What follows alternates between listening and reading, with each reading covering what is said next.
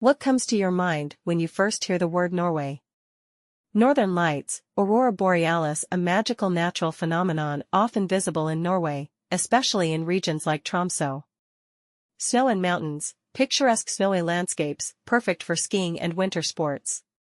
Vikings, a rich Viking history, with museums and cultural stories linked to Norse mythology.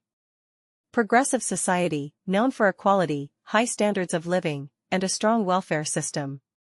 Norwegian forest cats, a beautiful, fluffy breed of cat originating in Norway, and a society often ranked among the happiest in the world. But beneath the surface of this serene nation lies a narrative not often told, one that intertwines cultural misunderstandings, immigration struggles, and families torn apart by the very system meant to protect them.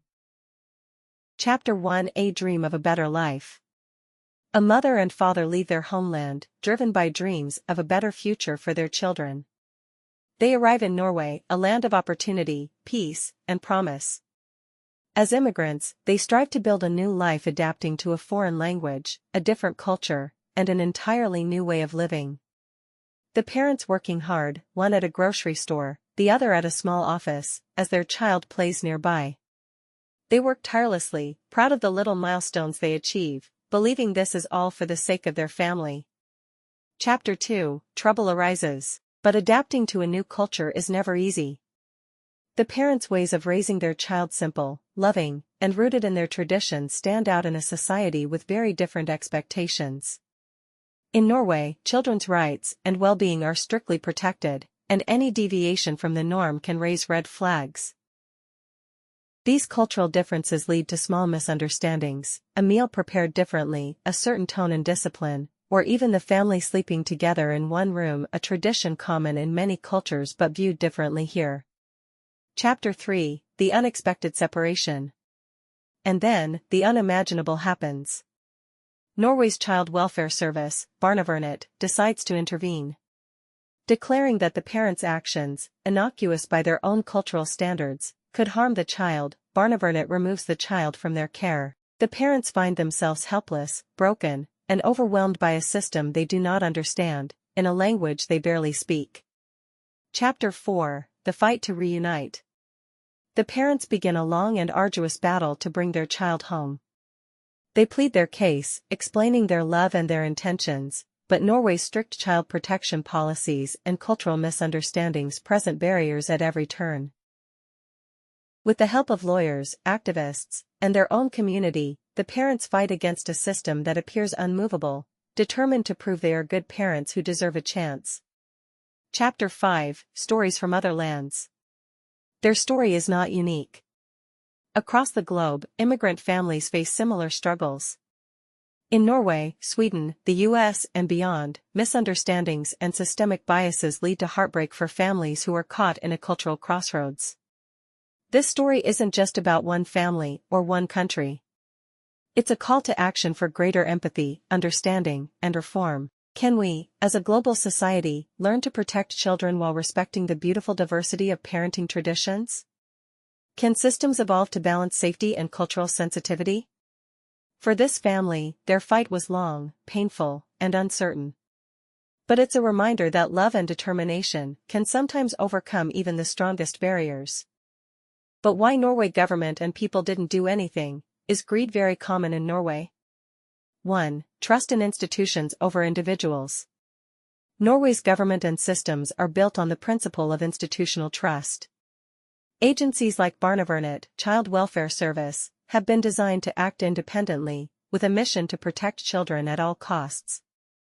The government often doesn't interfere with individual cases unless there's a systemic failure proven. Reason: they rely on professional experts like social workers and psychologists to make decisions, even if these decisions appear controversial.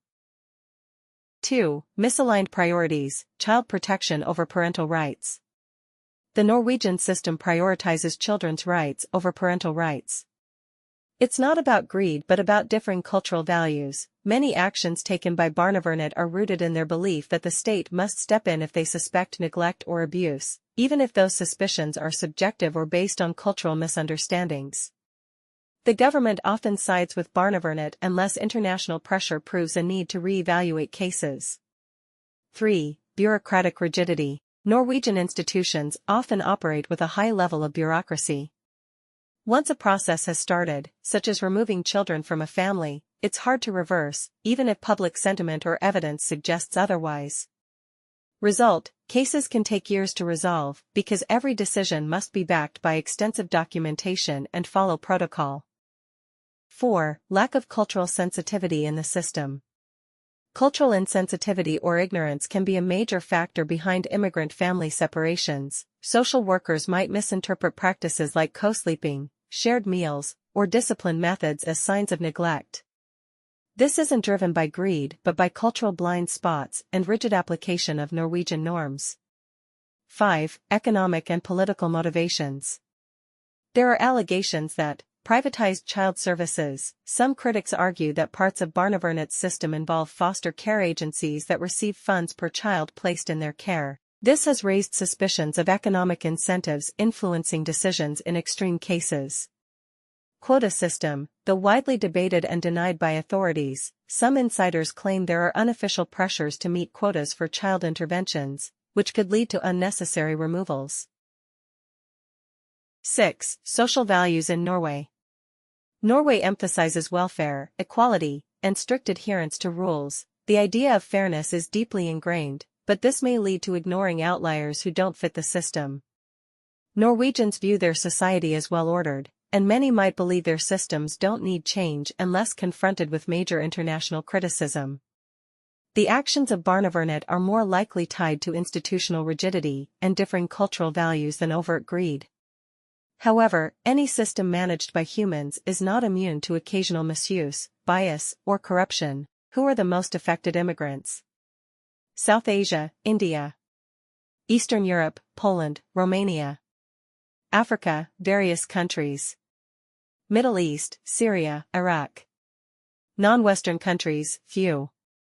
The lack of widespread attention in the West to issues like these, especially in relation to immigrant families facing challenges with child welfare systems, is not purely because of race, though race can be a contributing factor.